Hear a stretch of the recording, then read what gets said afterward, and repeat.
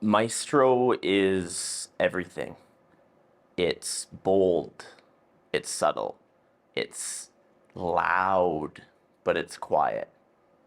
It's ever moving, but stays still. It's everything.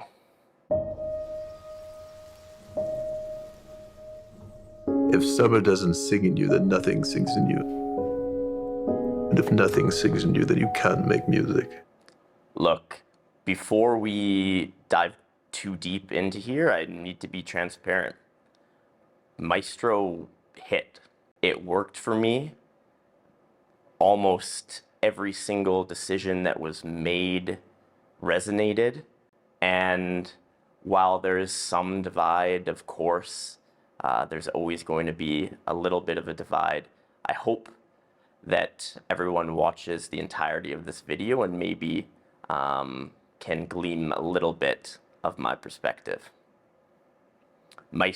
Maestro is the newest film directed by Bradley Cooper, coming out on Netflix on December 20th. It actually had its world premiere back in September at the Venice Film Festival, and it's currently on a limited release before coming out on Netflix. As I mentioned, this is Bradley Cooper's second film after directing A Star is Born, and it's safe to say, I think, that Cooper is here to stay as a director. This film follows Leonard Bernstein, played by Cooper. It follows him through his life, but is mostly concerned with his marriage to Felicia, played in this film by Carey Mulligan. This script was co-written by Bradley Cooper and Josh Singer, who is a very renowned writer. He won the Best Original Screenplay for Spotlight at the Academy Awards and has worked on many other projects, including West Wing, which is where he kind of rose to prominence. If you stick around for the credits after this film, you'll see that there's a couple pretty heavy hitters when it comes to producers. Both Steven Spielberg and Martin Scorsese served as producers on this film. And outside of Cooper and Mulligan, the rest of the cast was also stacked. I think going into this film, it's important to understand that it's not really a biopic. The purpose of this film is not to learn about what made Bernstein great. It's not a film to go in detail the core achievements of his life or really what made him so famous. This film is an exploration of what it means to be human, of what it means to be broken, and those who maybe are complaining about not learning enough about Bernstein himself, I think, are missing the point of this film entirely. This film takes a stance on what it means to be alive, what it means to be human. It explores this through the concept of duality. In our world, particularly in Western culture and society, we have this fascination, this almost impulsive need to dichotomize everything. Something is either good or bad. You are either happy or sad.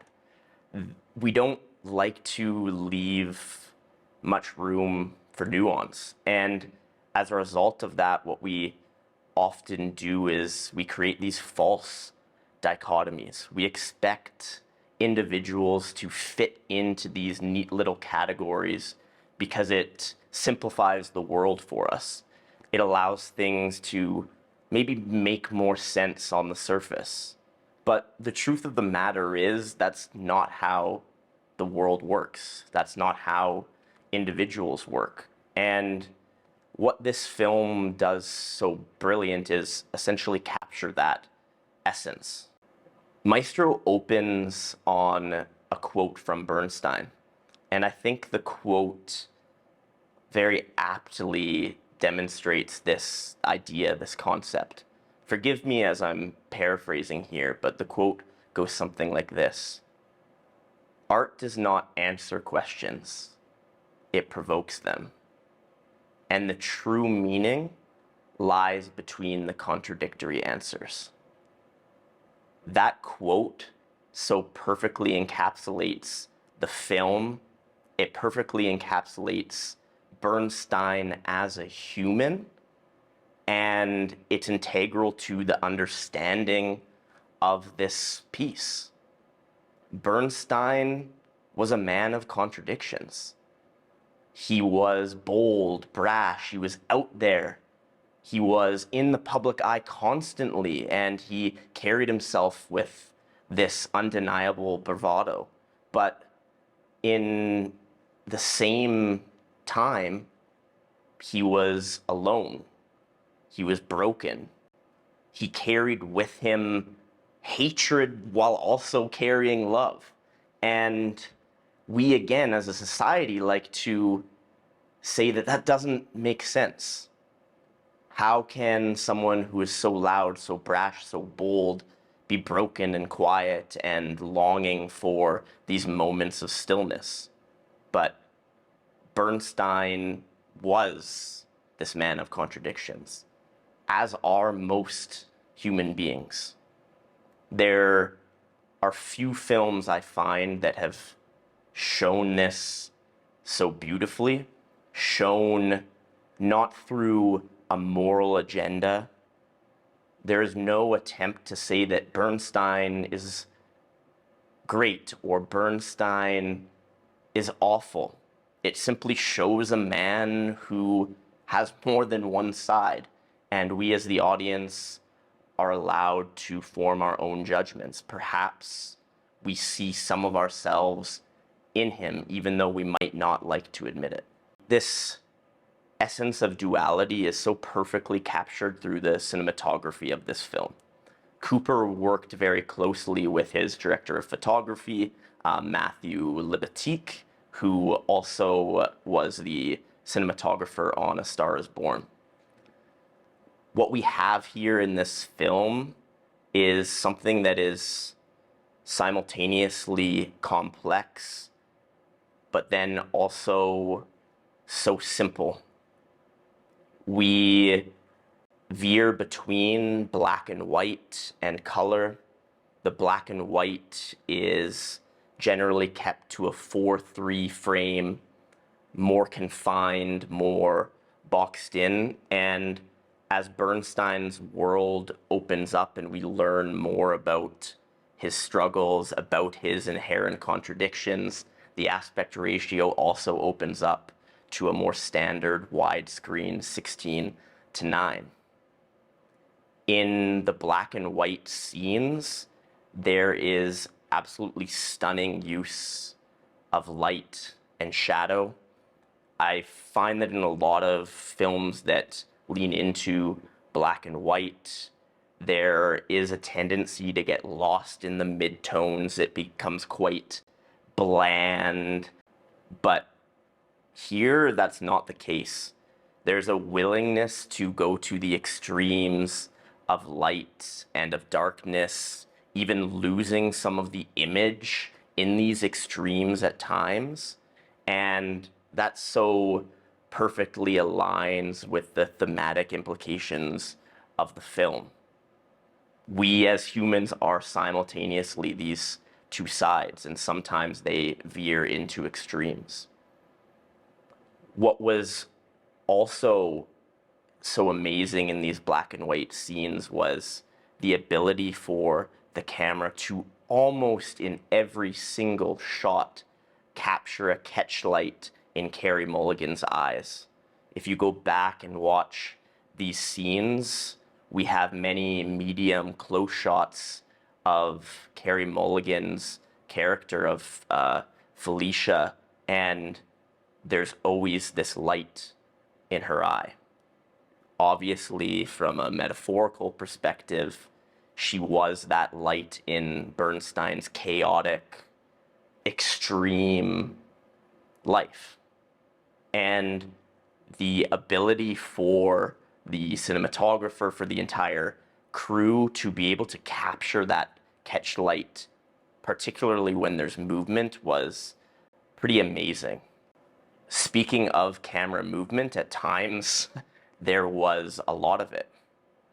Again, when we're following Bernstein through this chaotic side of himself, the camera movement mirrors that idea.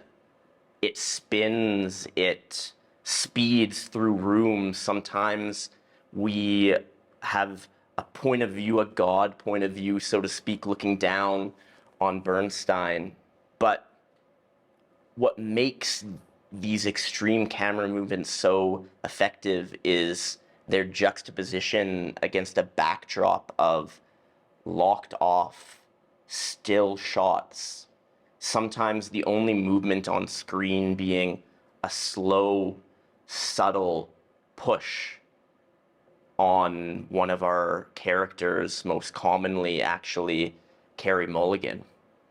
There is one scene in particular where Carey Mulligan's character is not even speaking for the most part. She's listening to others in the room talk to her, and the camera is locked off, but over the course of a couple minutes just slowly pushes in on Mulligan, and we can see the depths of her emotion. And that's something that a more abrasive, extreme movement of the camera would not be able to capture.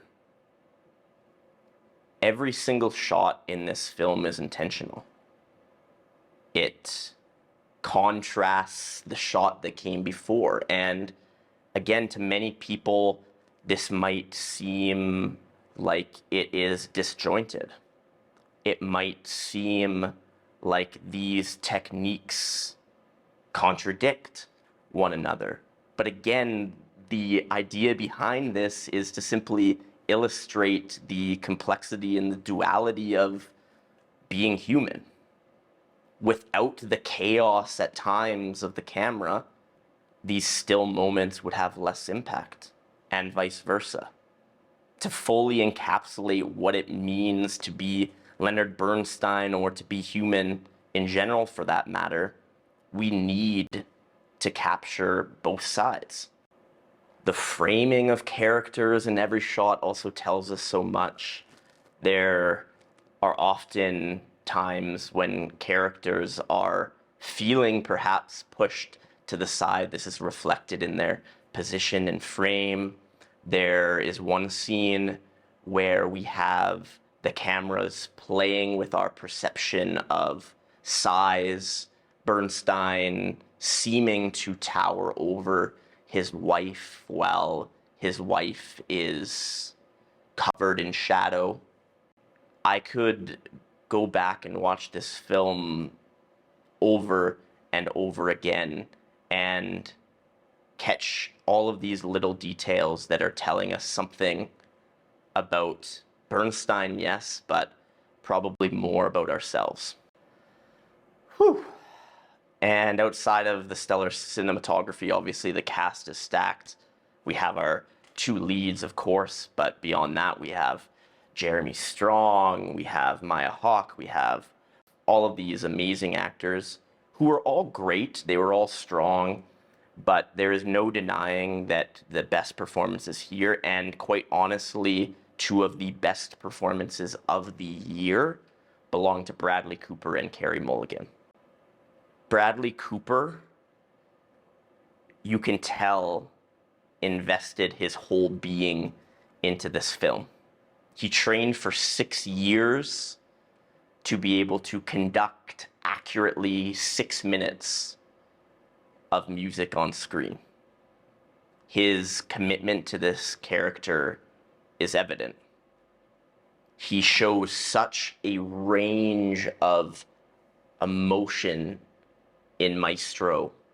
He is This character who, when conducting, is physical, is emotive, is passionate, but he also portrays a man who is capable of love, who is capable of stillness, and the use of so many close shots here allows Cooper to perform his magic. As good as Cooper is in Maestro, Carey Mulligan might be even better. Many people have argued, and I would not put up much of a fight against this, that this is really Mulligan's film. She is the emotional backbone of the story, just as she was that emotional backbone for Bradley Cooper's character, for Bernstein himself. She portrays this woman who is in love, who is broken, who is simultaneously fulfilled but never receiving what she deserves. Particularly in the third act, this film would fall apart if it was not for Mulligan's performance. She's able to so beautifully demonstrate the depth of understanding that she has for Bernstein and the depth of emotion that she has had to suppress in order to maintain this marriage to a man who was constantly cheating, who was not always present. By so beautifully showing this human character, it gives the audience no choice but to empathize, which becomes devastating as we progress through the film. She has multiple amazing monologues here, mostly challenging Cooper, challenging the man that Bernstein was. She was truly the only person that we see here who understands every part of his being. She understands that at times he's creating out of hate, that at times he is hiding from the fact that he hates himself, that he's unhappy. She presents a calmness, but also a passion that is difficult to describe in words, quite frankly. Beyond the performances, obviously the makeup here is absolutely amazing.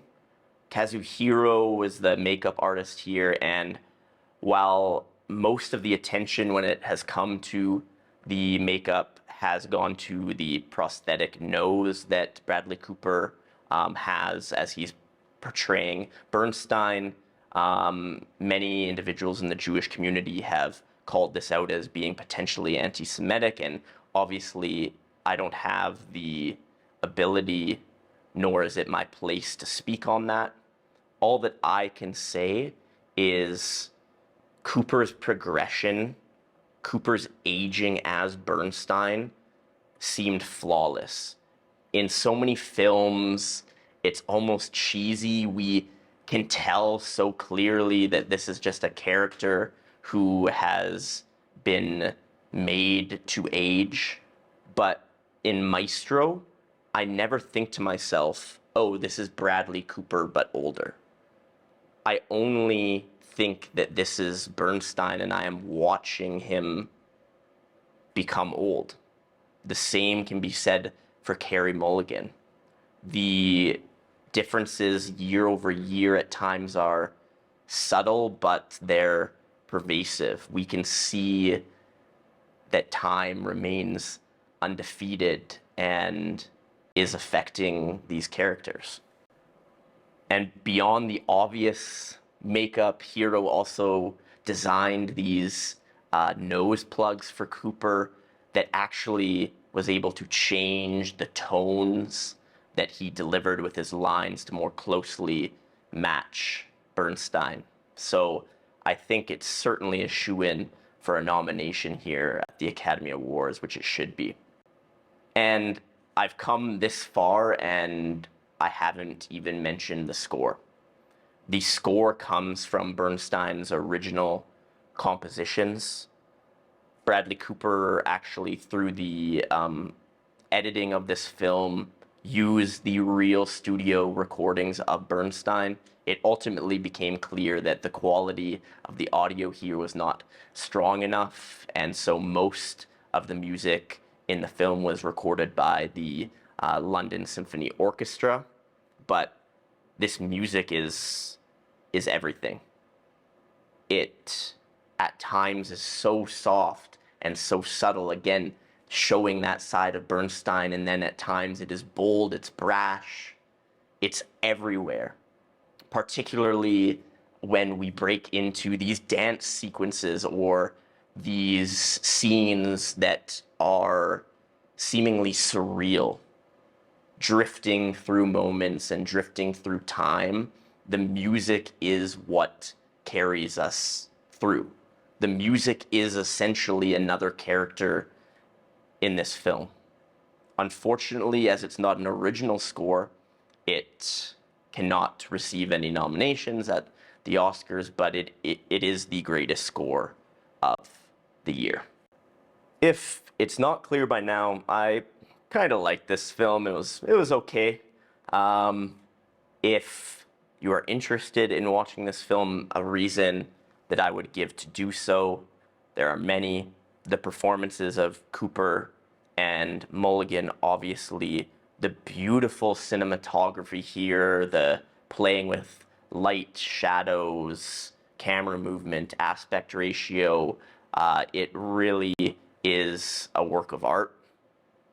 Why maybe you might not want to watch this film? If you're looking for a straightforward, completely linear biopic, this isn't for you.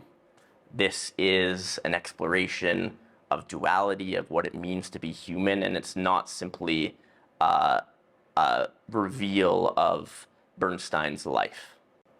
All of this being said, this film has resonated with me so tremendously deeply that I have no choice but to give it 5 out of 5 stars. It's a rarity, but here we are. If you made it to this point in the video, thank you. It was a passionate review. I probably rambled on more than one occasion, but please do me a favor. Do the like thing, do the subscribe thing, do the comment thing, and hopefully watch the next one. Cheers.